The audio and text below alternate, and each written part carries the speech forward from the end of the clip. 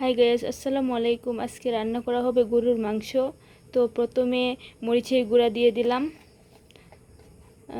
আরেকটু দিলাম। যে যে যে পরিমাণের ঝাল খেতে পছন্দ করে সে সেতটুকু পরিমাণে মরিচের গুঁড়া নেবেন। তারপর হলুদের গুঁড়া দিলাম,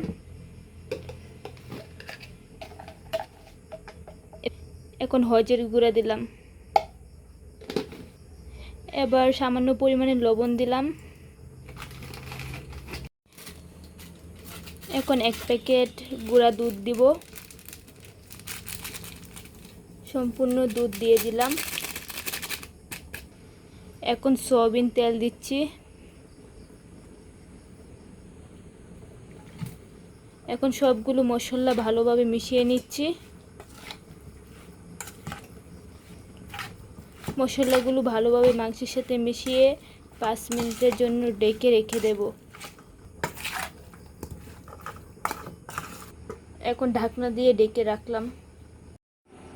এবার চুলায় পাতিল বসিয়ে দিলাম। এবার সরিষা তেল দিলাম।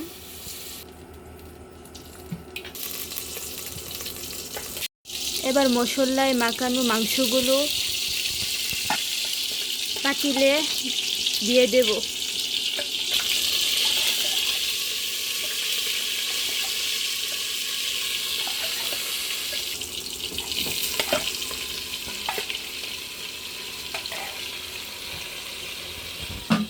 এবার ঢাকনা দিয়ে ঢেকে দিলাম। এবার একটু পানি দেব ভালোভাবে কষানো হওয়ার জন্য। ভালোভাবে পানির সাথে মিশিয়ে নিচ্ছি। এবার ঢাকনা দিয়ে ঢেকে দিলাম।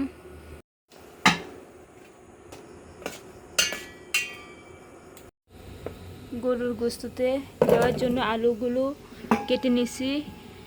এখন আলুগুলো ভালোভাবে ধুয়ে নেব।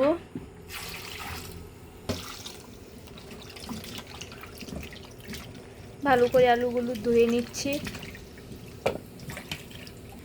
এখন আলুগুলো গরুর মাংসে দিয়ে দেব। সবগুলো আলু দিয়ে দিচ্ছি। এখন ভালো করে নাড়িয়ে ছাড়িয়ে আলু মাংসের সাথে মিশিয়ে নিচ্ছি। এবার পানি দিলাম। এবার ঢাকনা দিয়ে ঢেকে দিলাম। আম্মু, এখানে কি কি মশলা নিছো? 2টা রসুনের কোয়া, এলাচ গুঁড়া, গোলমরিচ, আদা, জিরা, এগুলো একটু হালকা লবণ দিয়ে মিক্স করে নেব হাতে।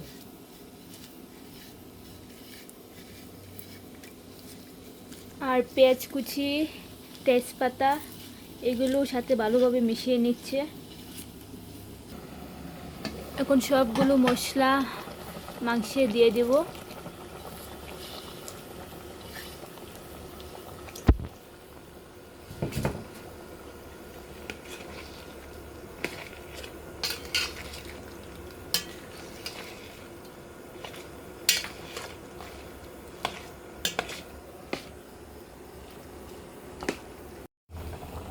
এবার 1 চামচ পরিমাণ মাংসের মশলা মাংসে দিয়ে দেব। মশলা দেওয়ার পর ভালোভাবে মাংসের সাথে মিশিয়ে নিচ্ছে।